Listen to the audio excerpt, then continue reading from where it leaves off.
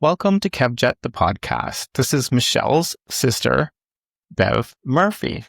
Welcome, Bev. Thank you. Thanks for having me. I know you feel a little bit nervous. I do. It's not my usual forte. It will be fine. And it's actually quite a special thing that you've joined me for to do today. And it's marking the first year anniversary of Michelle not being with you. Yes, it's grief is so strange because in one sense it seems like a long time, and in another sense it seems like a week. Like, it's just bizarre how it works. Yeah. How is your mom? Yeah, she's pretty good. I'm telling you, they're tough. They don't make them like they used to. Yeah, she's really, they're tough. Good. Yeah. Good. Were you surprised when Michelle said she was going to do this conversation with me? I was, and I wasn't. It wouldn't be her usual style, but I really think she felt that this would be helpful for others, and honestly for us, her family and friends. Yeah. As far as letting the people know what she's going through. Yeah. And what she said, especially about at the end of getting regular medical checkups and taking care of yourself, she really meant it. And I think that's really the reason why she chose to be so open about her journey. And she didn't let it be an obstacle because she was, a podcast wasn't on her top list. Exactly. But I think after she did it, she was really proud that she did. I remember the conversations between her and I before it. And she was like, I don't know. Nobody's going to want to hear my story. Like, why am I more special than anybody else? And like I said to you before, she just called me on one day and she said, you know what? I'm ready. So I said, okay, I'm dropping everything. We're going to do this right now. And I knew when it was finished, I knew that it was so special. I didn't know what to do with it, actually, because I knew I had something so special, and it was something special for you guys. It really was. And when people started reaching out all over the world, and she got cards and messages, and she's like, oh no, little me. She really felt good to her. Yes, for sure. I just knew that the impact was going to be massive, and it was. I mean, from the second it went out there, messages from everywhere around the world kept coming in. Yes, and I don't think she realized how much she was loved and she was cared for and how special she was. So I'm glad that you brought that to her attention in doing this. I'm glad as well because she kept saying, oh, who's going to listen to little old me was her what she said. And I was like, Michelle, you don't realize the power you have right now. Yes. And I remember going in her living room and she had all these cards and prayer cards from people she didn't even know. And she's like, oh my God, like, who would have thought? Yeah. Yeah, it was great. And she felt really good. Yeah. Yes. What do you think of when you hear the name Michelle? Brave, strong, the love of family, caregiver. She loved animals, pandas. She loved Christmas. She had decorated 3 trees in her house. Plus, she went to mom's and decorated hers. I mean, she loved it. And honestly, she loved the simple things in life. And that's what made her so special. Like, the get-togethers. She absolutely loved to host and get everybody together. Potlucks was her jam. Yeah. And she was a little bit mischievous with a little bit of sass.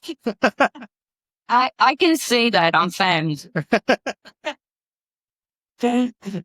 How did you celebrate her life? Because in the podcast, she says she didn't want a funeral. And I know it's something we didn't talk about afterwards publicly. So I just thought maybe you could let everybody know what happened afterwards. Well, afterwards, we made a huge potluck, of course. Mm-hmm. And all the family, friends, it was like an open house. And people gathered throughout the day. And we talked about Michelle. And it was great. Yeah. just what she would have loved. It's really special. I think it was just what she would have hoped for.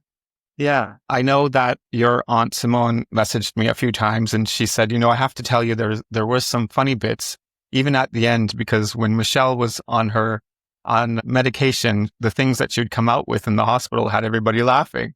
So she was still up to it at the end. Exactly. Like even when she went into the hospital on a Monday and she went into palliative care on Saturday. And Saturday evening, it was like Grand Central Station. The nurses and doctors said, we love to see this because everybody was coming in and out and talking and, laughing. Yeah. It was like being at home and it was, potluck. Yeah, I know. I was in Spain. I was on holiday, and you messaged me to say that things were going quite quick. And so I'll never forget where I was. I'll never forget.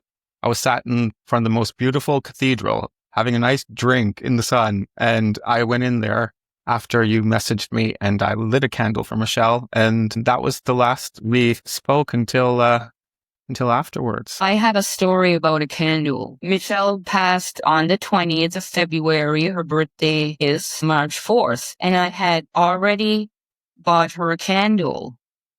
So when it came to her birthday, obviously I couldn't give it to her. So I think the first time Mom and them came up, or it might have been her husband, Bob, and I lit the candle. I said, this is Michelle that's how I kind of dealt with it. She'll, will light the candle and it'll represent her. So I brought the candle home when it was Thanksgiving, Christmas, and so that was my candle story, which is like Michelle's tribute. That's really nice. Quite often I'll think about her, and the other day, I turned and looked, and my dog had a stuffed animal, and it was a panda. And I didn't even know that they had a panda stuffed animal.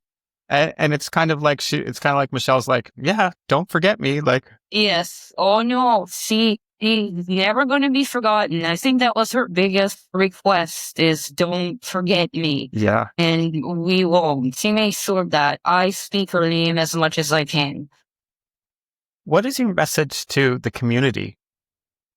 Well, maybe not even just the community, to the people who took time, to anybody around the world. That could be the community who took time. Community, I thank you would not even come close to seem like enough.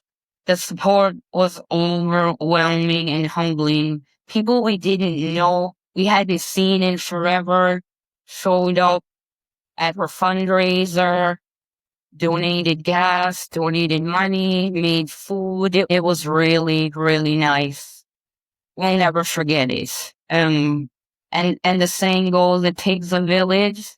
Absolutely true in this case. The whole village was partaking with us.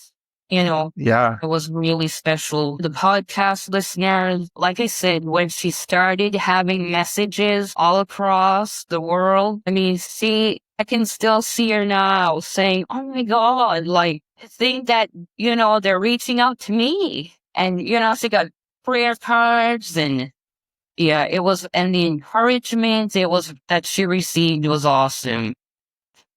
And to you, Kevin, thank you for reaching out to help Michelle tell her story and to create a lasting memory for us and for her friends, making a nice environment that she felt safe to share her story. She was very honest, and I appreciated that very much. And I just knew that it was something special. So I still feel like if I never did a podcast again in my life, that is the whole reason I started doing it. Yeah.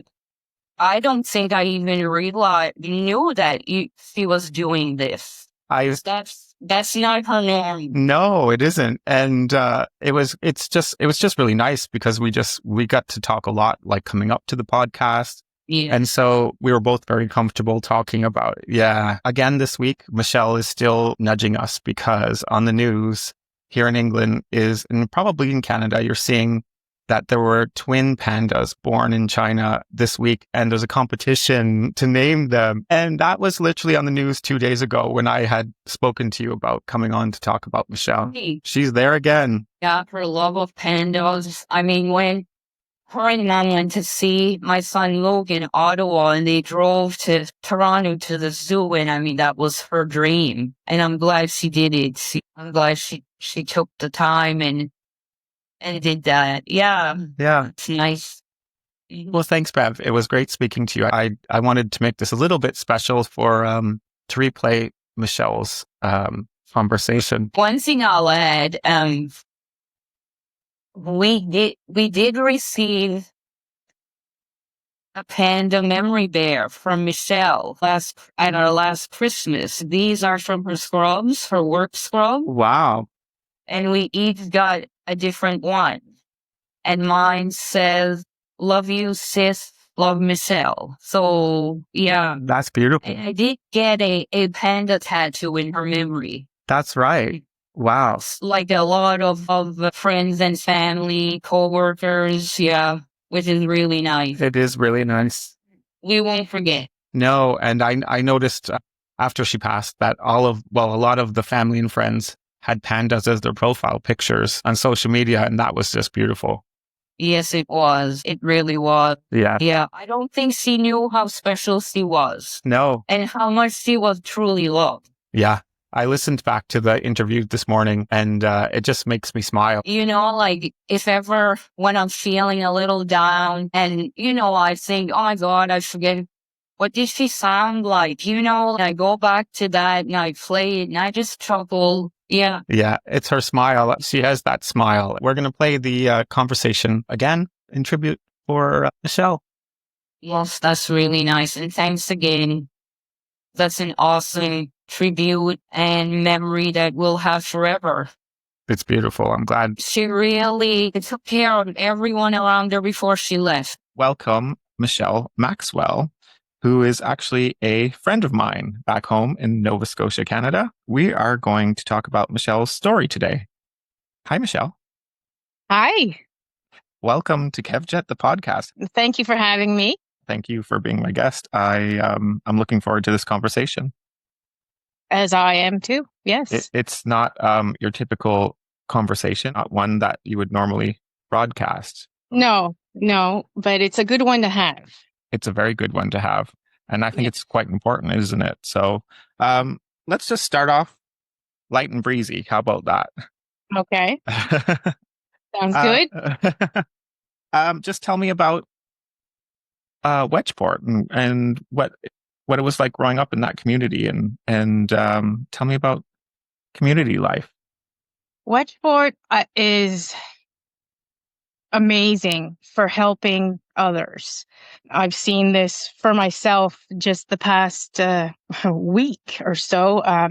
My nephew had set up a GoFundMe on Facebook, and he had asked me if that was okay. And I said, sure, but I don't know that it'll get much attention because I know a lot of people. I've been to different schools and I've had different jobs, and I know quite a few people. I didn't know how people took me, and I didn't know if I made an impact on anybody's life.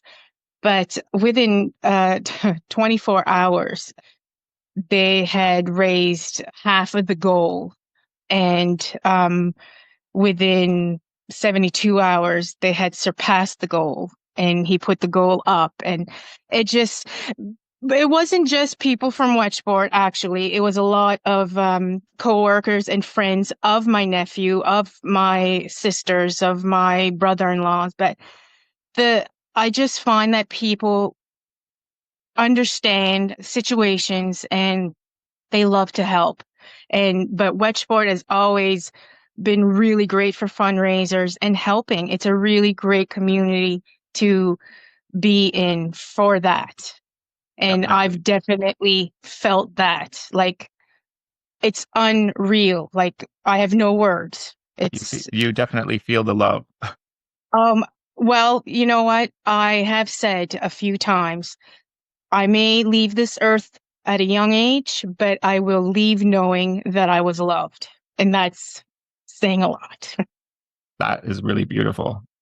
And it's the love of a community. It's I try and describe it to people here in England as well. It's you can't describe the community, No. a small community. It has its negatives, but when you really need people, they really come together. Oh my God. The strangers that are willing to donate for the fund. I'm having a fundraiser put on.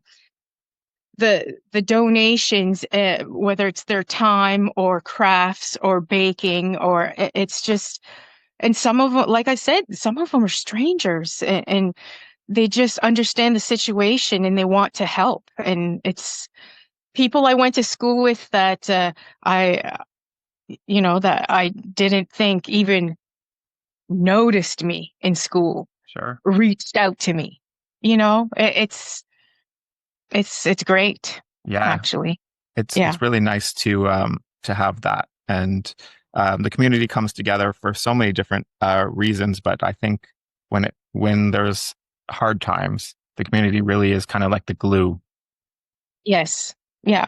Yeah, Def- for sure. I totally get that. So you went into home care. You worked in a nursing home. What Yeah. what brought you to that decision?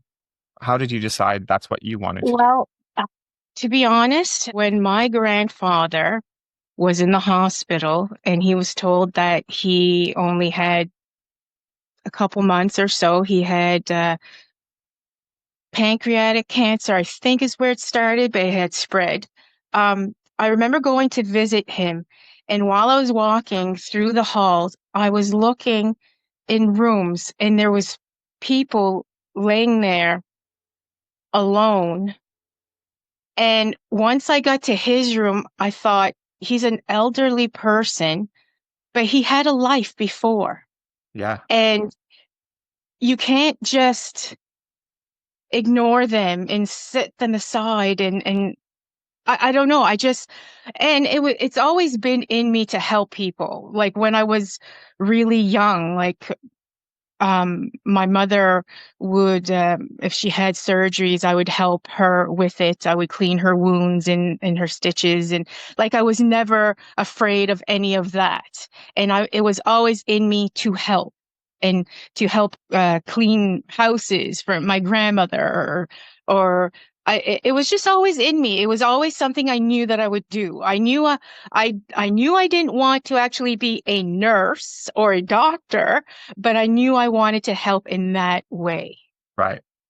Yeah, it was always in me. But really it was seeing those people that were alone and I my worst fear, not just for me, for anybody, is to die alone. And I always made sure while working in nursing homes or in home care, if somebody was dying, I always made sure that I was there if nobody else was. I would take my breaks with them. I would spend as much time as I could. I volunteered to go on days that the family couldn't because it's just, I don't think anybody should be alone when they Right. pass. Yeah, Yeah. that's beautiful, actually. I agree 100%. And I'm the same way when I was working on the wards. I would Yeah. have my lunch in their rooms. And One thing, one thing that we don't have in Nova Scotia, although uh, there is a woman getting one in place, is it a palliative or a what is it? hospice, A hospice? Yes, we don't have any in Nova Scotia, and that's sad it's very because sad. yes, I really. If I was more ambitious and that is something that I would really look into doing, but yeah, being alone and it's not, And also the hospital it's a feat. environment, isn't it? Yeah. It's just nice to No, have a nice environment for that time yes, on the journey. yes. And I mean, hospitals, as you know, they're over and underworked, they're overworked and understaffed, and they don't have the time to put in that you would need. Like Yeah.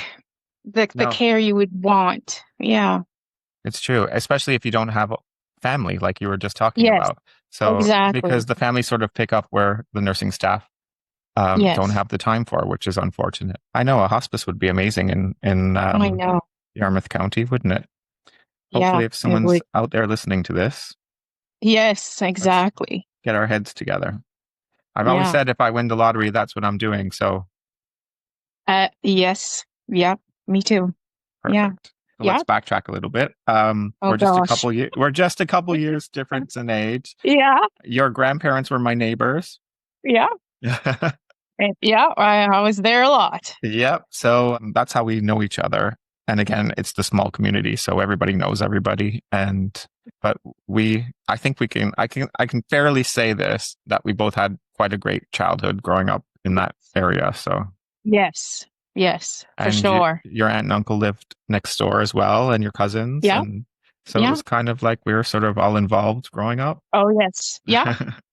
Yeah. A lot of fun. And It was then a lot life of fun. happens, and we all kind of go Yeah. And you same. drift apart. Yeah. You go your separate ways. And So then let's continue moving on to how did you meet Bob? how did I meet Bob? Well, I'll tell you, it's love when you meet someone wearing an apron and rubber boots. I met him at the fish plant. Yeah, probably about 22 years ago, I guess. Yeah. Wow, that is love. Yes. Yes. Reeking of scallops. Yeah. And although you met probably 20 years ago, you only sort of recently just got married.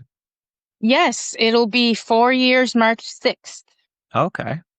And so what Yes. made you decide, oh, I think we should get married after all this time?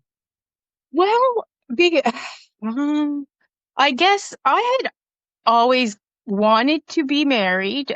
He had been married and divorced, so it wasn't something he really wanted. But I just said, I don't want to be 80 years old, still calling him my boyfriend.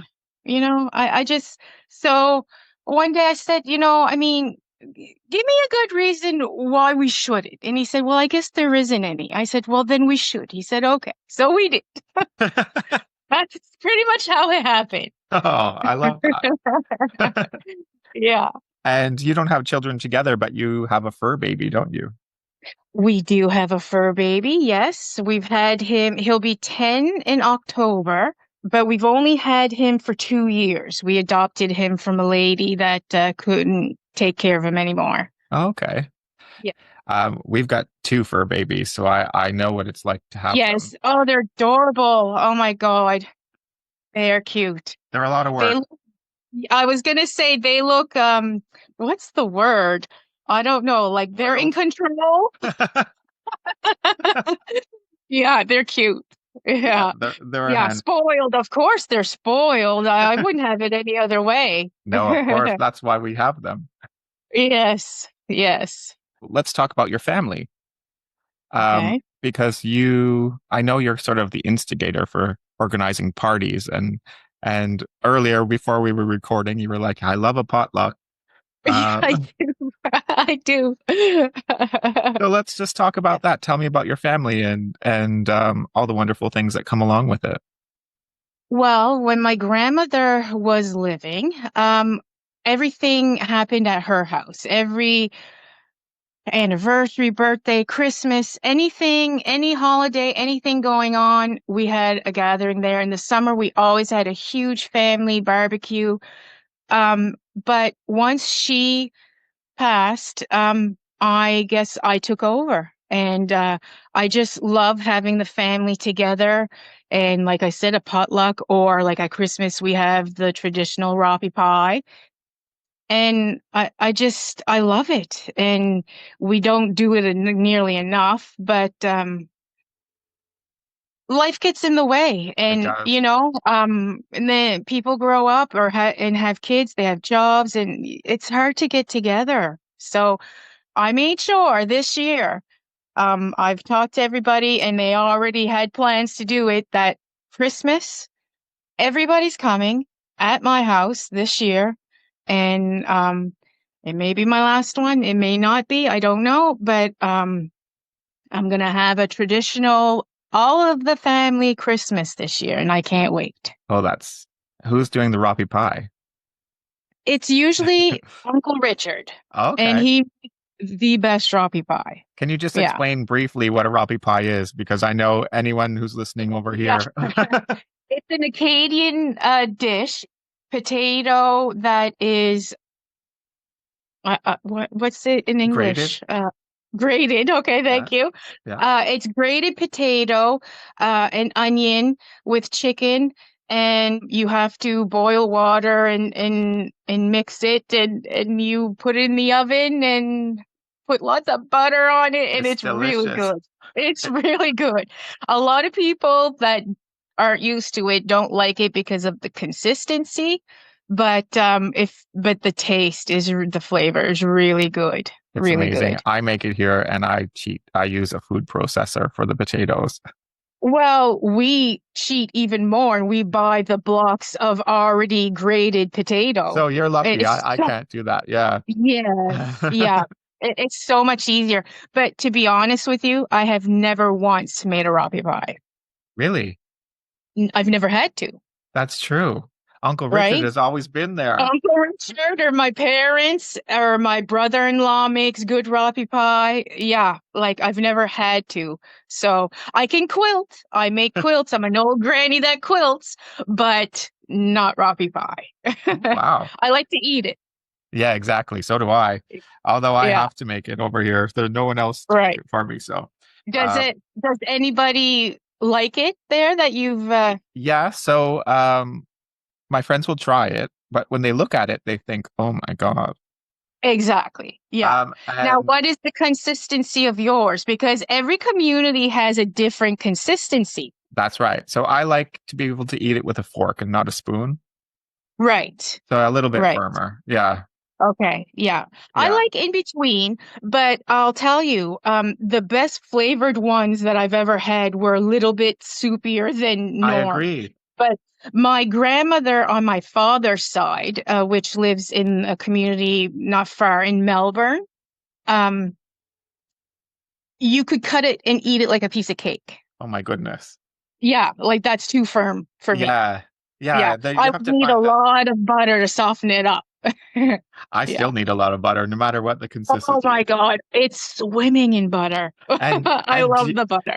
do you put molasses on yours? No way. That is ruining it. I have tried it just to say, because I can't say I don't like it if I don't try it, but no. Um, my brother-in-law loves ketchup on it, which is kind of like a potato pancake vibe, if you Yeah. put ketchup and butter. So that's not too bad, but no, just butter. So Salt, pepper, and butter. so Nick, when I make it, because obviously when I make it, it's a massive amount and we have to eat it for days and days, but I tend to freeze It it. freezes good though. It does, but if we're going to have it for dinner, he has gravy with it, which kind of makes sense because it's kind of like It's gravy on potato. potato, but it's not Yeah. something I would do because it's just No, not the Acadian way. no. But I mean, yeah, I get it. It sounds strange at first, but yeah, gravy and potato and chicken, sure. But no, butter, salt, pepper, and butter. I agree, and the best is to fry it up the next day. The Ooh, next day, love it, yes, I agree. Yes, love it, yes. love that. But Christmas is a big thing for me. I go like usually, I probably won't this year because I don't have the energy, but like decorate, well, I usually have at least 4 trees, big trees, and then a handful of smaller trees in my house. You really do it. I really go all out. Yeah, I do. I love it. That's nice. I really love that as well. I kind of go all out as well.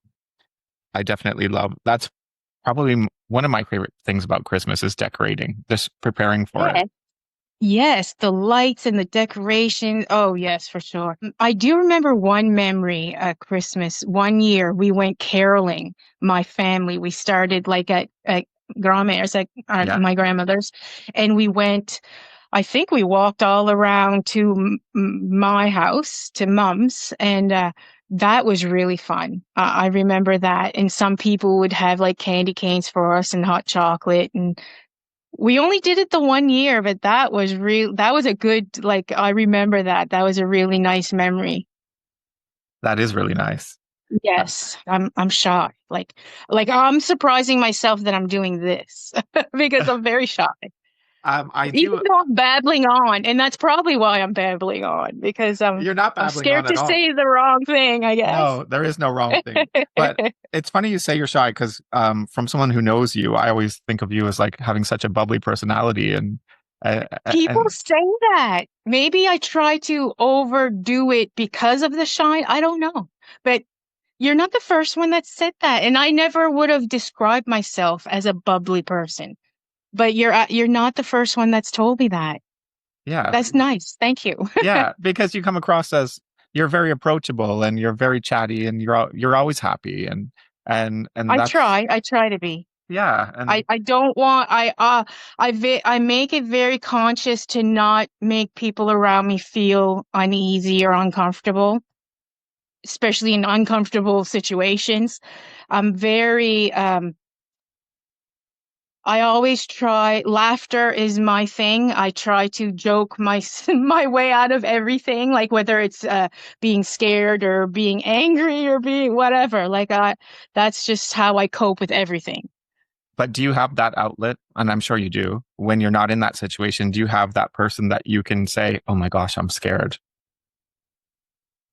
My husband, I'll usually, and I have a best friend that, although, um, she's having a very, very hard time with my situation. So I try not to put too much on her.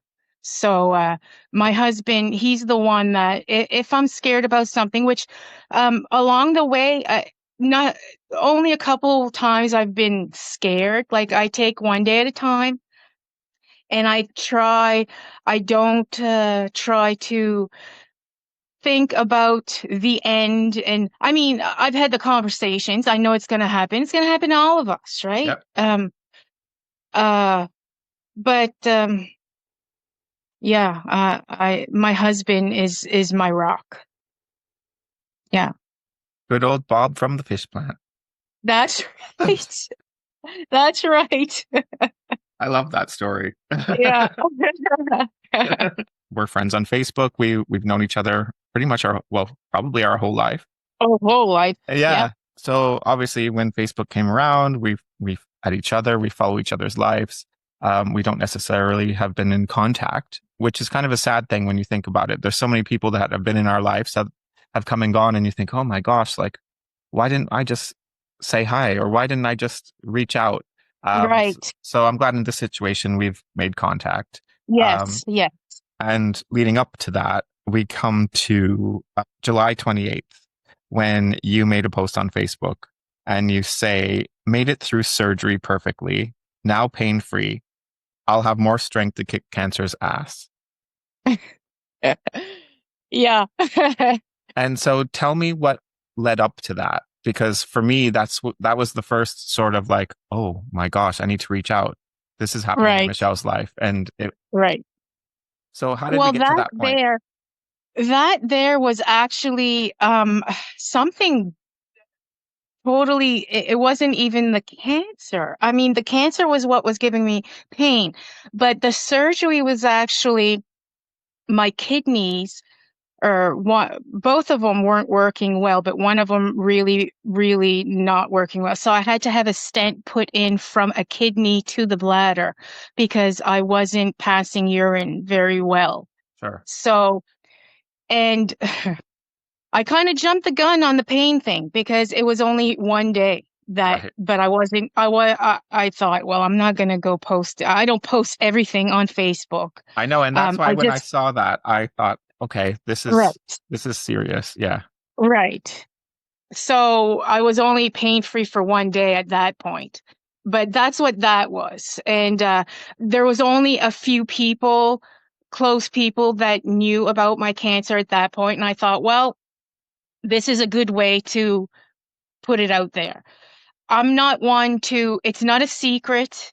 I'm not ashamed of it. I'm not, so I just thought this is a way to let people know, my friends and people know what's going on in my life. Sure. So I obviously started paying much more attention when I saw that, because we were all rooting for you to feel better, and you had so many Right. get well messages and so many Right. vibes coming to you. Yes. But then a few weeks later, you have another post that came up on Facebook, Yeah. which was August the 9th. And that said, so my cancer diagnosis has gone from bad to worse. Please send me all the positive vibes you can muster. I have the battle ahead of me like no other I've faced, but I'm going to fight it all the way. Right. And how does that make you feel to hear somebody read that to you? It makes it real. um,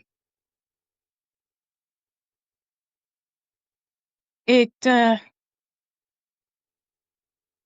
it's so different when it's you. Because I don't worry about myself. I worry about my family.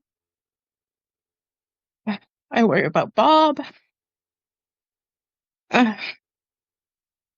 sorry. That's okay. It's okay. Take a minute. I don't do this often. Take a minute.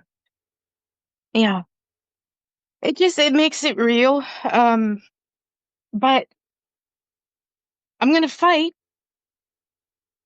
And that's my Uh, question. Yeah. So that's where I'm going with this. Is that how you still feel? Do you feel like this is going to be the fight of your life? oh yes. Oh Yeah. yes. Actually, I seen a video on TikTok yesterday. I was so happy for her, and I bawled my eyes out. I was laying in the tub and by myself. That's usually where I do my crying, by myself. She was pregnant. She had a 2-year, a toddler, and she was pregnant and got diagnosed with stage 4, I believe, liver cancer. It was full, and she was given 6 months to live. And she had the baby. She had 8 rounds of chemo, and she is cancer free. It Wow. worked that good. So that is how I look at it. I try. I mean, in one way, I really don't think that I'm going to be cured of it, but I do believe that chemo is helping, and that I am going to have more time than what they gave me. And how is the chemo going? How does it make you feel? Well, I'll tell you, I had so much pain before the first one. I had a lot of lower back pain because there was a lot of tumors in my abdomen, and it was causing a lot of pressure, and it was pressing on a lot of nerves, and I was having pain day and night. It was unreal the amount of meds that I took in a day. And within a week and a half after my first treatment, I was, you could pretty much say, pain free. Wow. Yeah. The oncologist from the city phoned me after my first treatment to see how I was doing. And you could tell by the tone of his voice and what he was saying that he was very surprised at how well it had worked, that Wow. how much pain, how much less pain I was in. Yeah. Yeah. That's the whole So, point, isn't it? So oh my God. let's just hope and Yes. pray that that's what Yes. gets you through. And it's like when I was speaking with my sister, like we said, like, even if it doesn't give me more time, it's the quality of time. Like, no pain is a game changer. Like I was literally moaning day and night. I was in a lot of pain. It was really hard on my husband. I can imagine. Yeah. Yeah. Oh. Yeah. So not having the pain means everything. And what Really sort of does. symptoms do you have from the chemo? Well, this I just had my second round last Monday, And it seems like Saturdays are my weakest days. But this week it wasn't as bad. The only symptoms I had, like I feel the only way I can describe it is yucky. Yeah. It's like you can tell there's something in your foreign in your body working it, and you don't feel yourself. But I was very, very weak on my feet, on my legs were like jello on Saturday, and by Sunday afternoon, it's like a switch. I said to my husband, "Now there, I feel better just right now. Like it's oh, and so it's really my body's taking it well, and I'm thankful for that because they explained to me at oncology that um like when doctors give you meds, they normally will start you on a low dose and work their way up to where you need to be. But with chemo, they start you at the highest dose and see what your symptoms are and how your body reacts, and then they'll put it down if they need to. So I'm thankful that the highest dose is my body's tolerating it Yeah. because, like, obviously the highest dose will do better. Of I'm course. hoping. Yeah, of Yeah. course. But I know that even the first treatment, like that the tumors have shrunk. Like I know that because I could physically feel some Wow. and they're no longer there bothering Yeah. me. Yeah. Wow. I couldn't sit. I couldn't sit up for a few months. Like I was always laying on my side, or that's why I had, like, any time that I had to go to the doctors or the hospital, I would have to lay down in whoever's back seat that was bringing me. Like I couldn't sit up. Yeah. So I can sit up now, which is lovely. It is lovely. Yeah. It's the little things, I'm isn't it? quilting again. I'm quilting again. Oh, It's that's nice. exciting. Yeah. Oh my God, it really is. I'm like an old grandma, but that's all right. You're happy. I love quilting. Yes.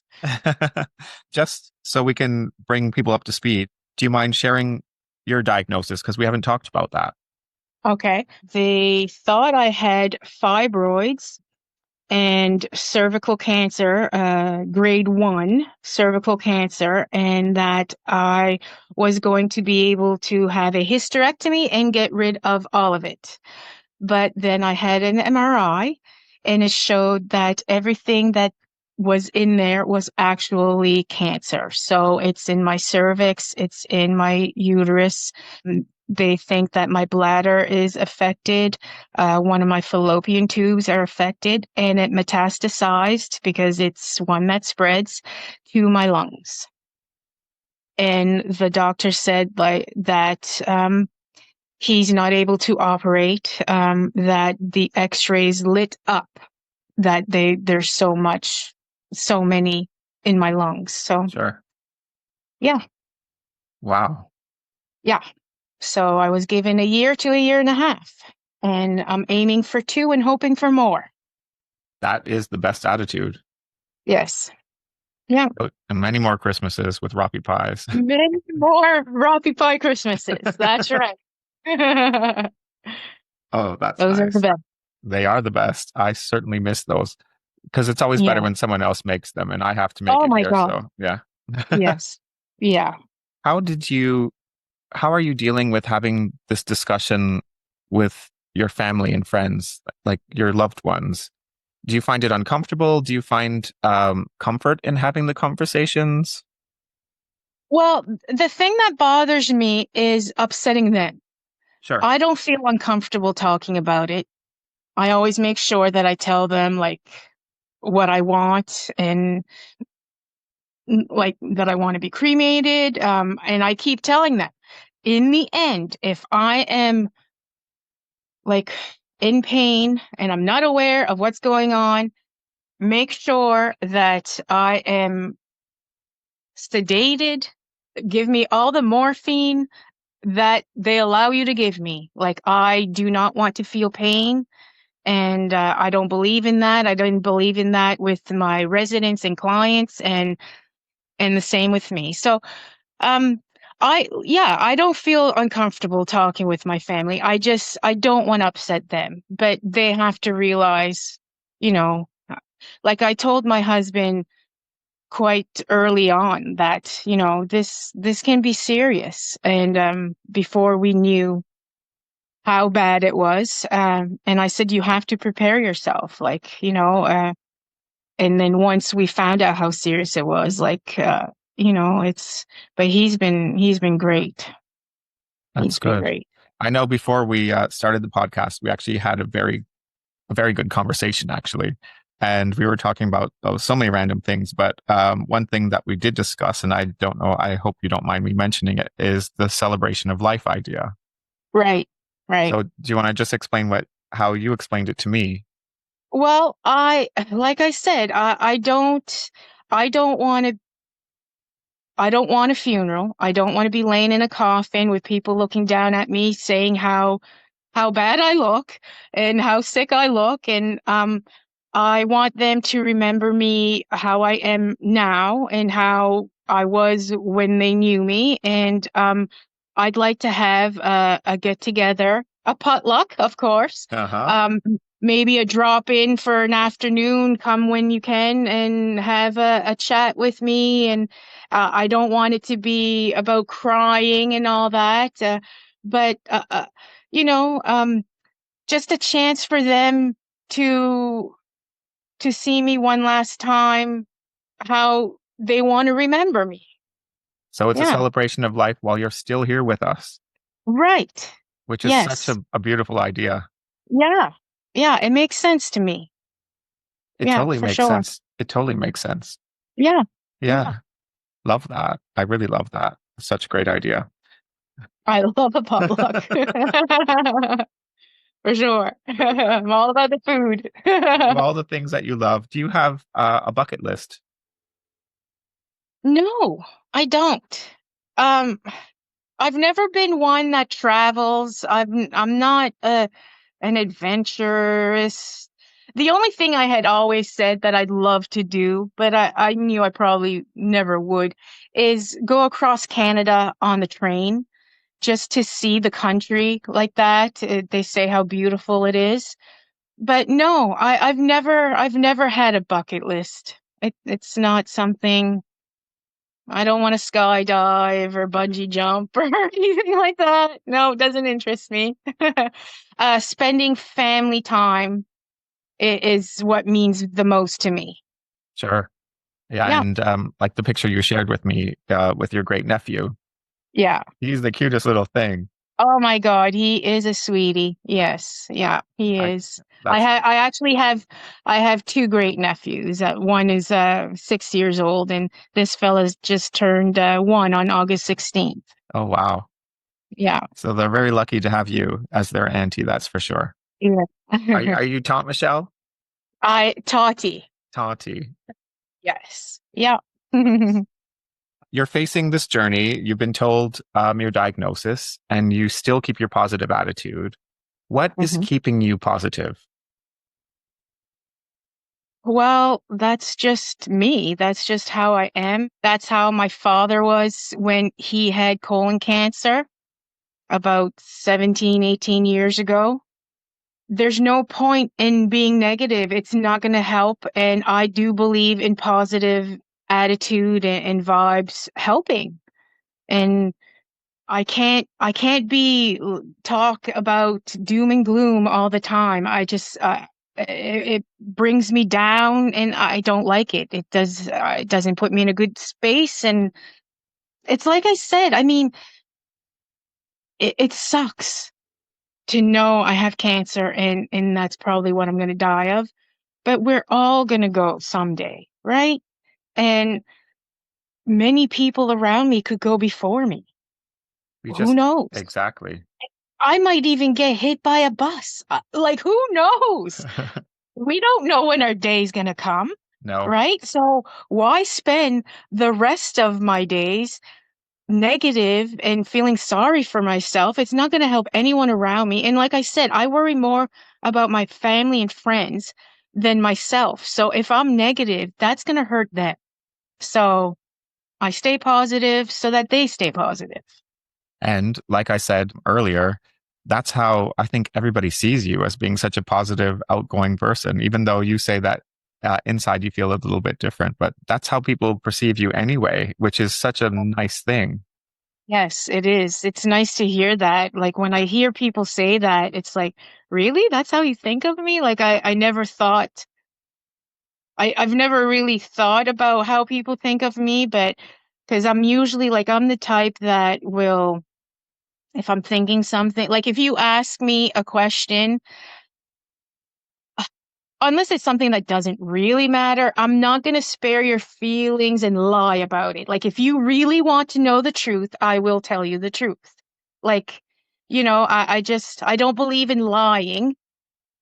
I mean, sugarcoating stuff, I suppose, to spare people's feelings. I don't mean I'm out to hurt people, but yeah, I just never thought people see me as a bubbly but even though consciously I try to be positive, so I guess it makes sense that people would think that because I try to be Yeah. and I try to smile and And that's your career there's choice no as point well. not to.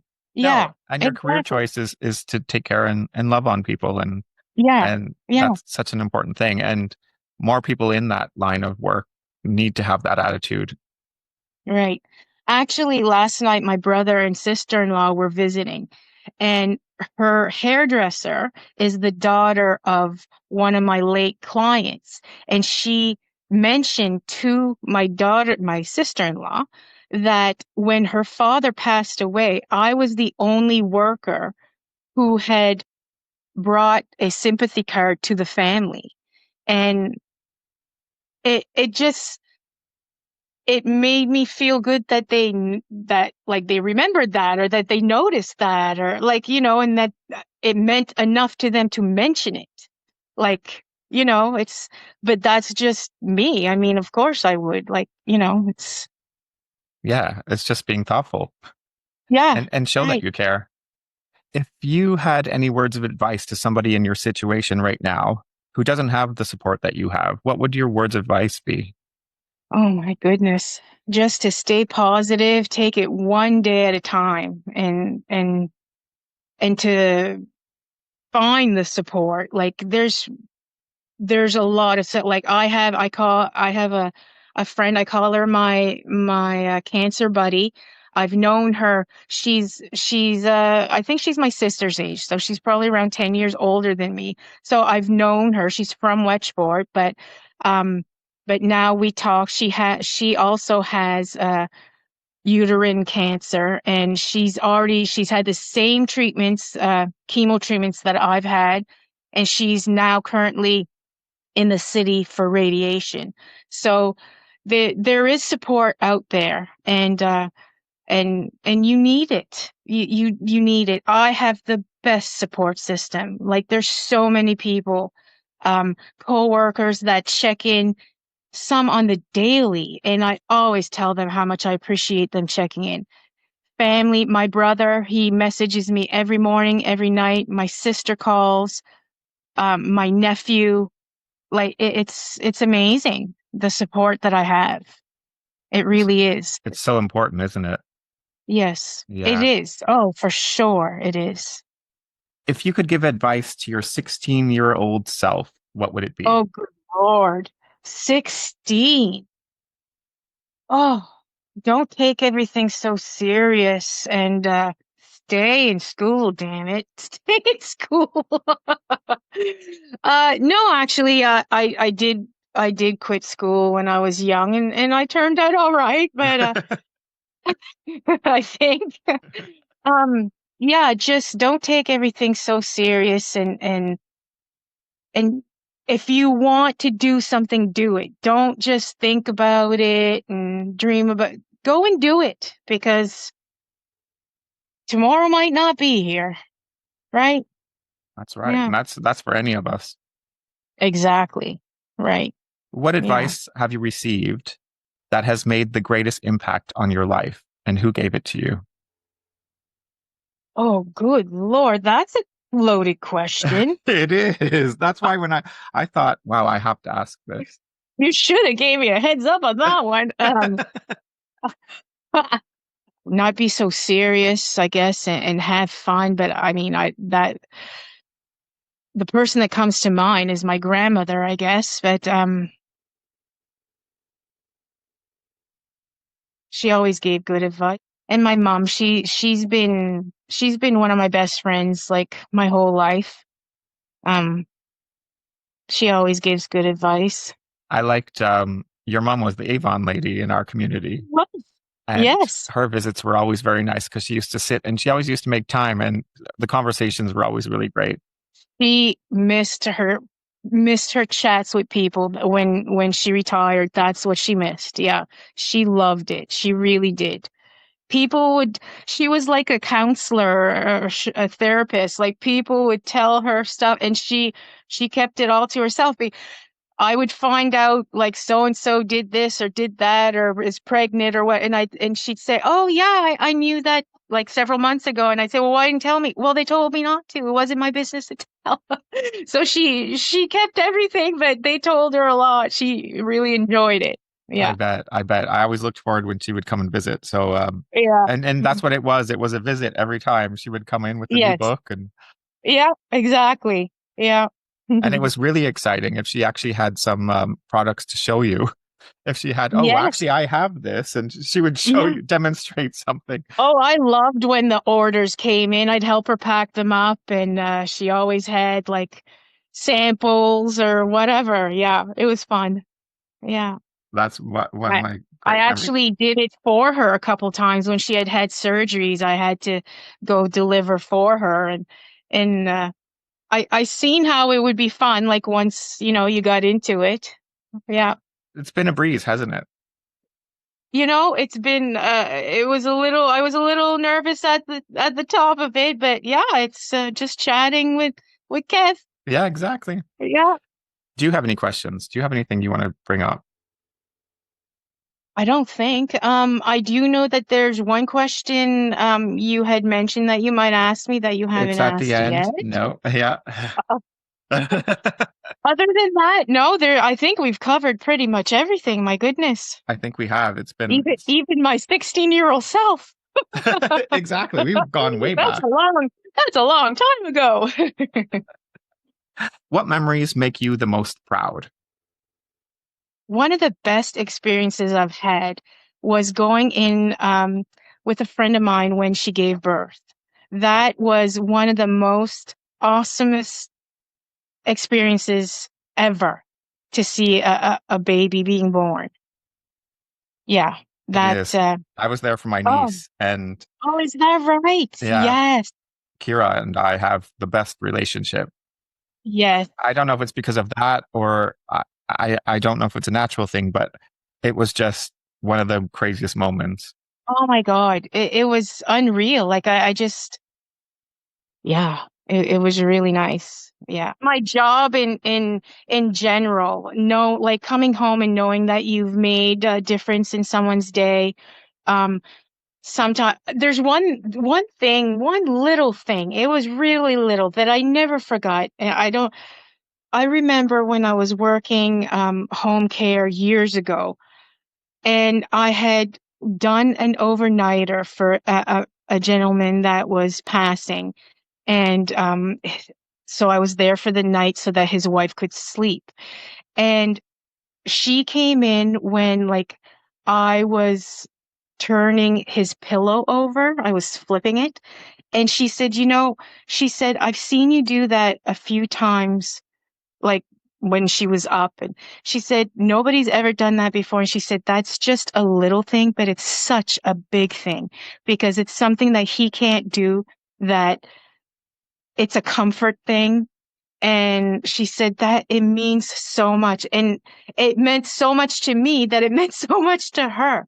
And it was just a little thing. But it's something that I've always done for clients or residents, like that couldn't do it for themselves. Because I mean, if you're bedridden, you can't move, you can't scratch, you can't turn, you can't, And even and communicate it's that you just need that. it's just the little things, right? And that means a lot to me, and it makes me feel good that I did that for them.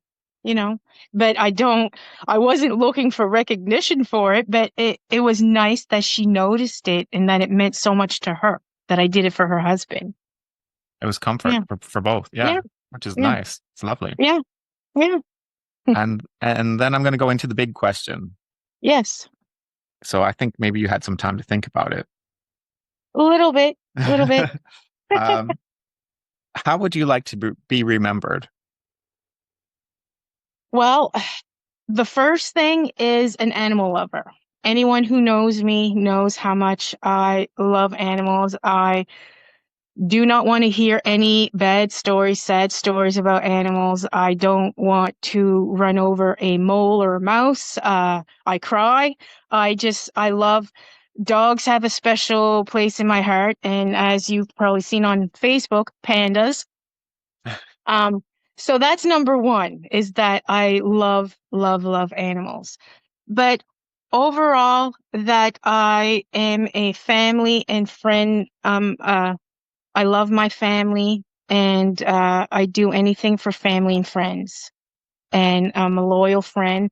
I don't have a whole group of friends, but I had the ones that I have were very, very close, and I do anything for them. And I have done anything for them over the years. Like I just, uh, um, yeah.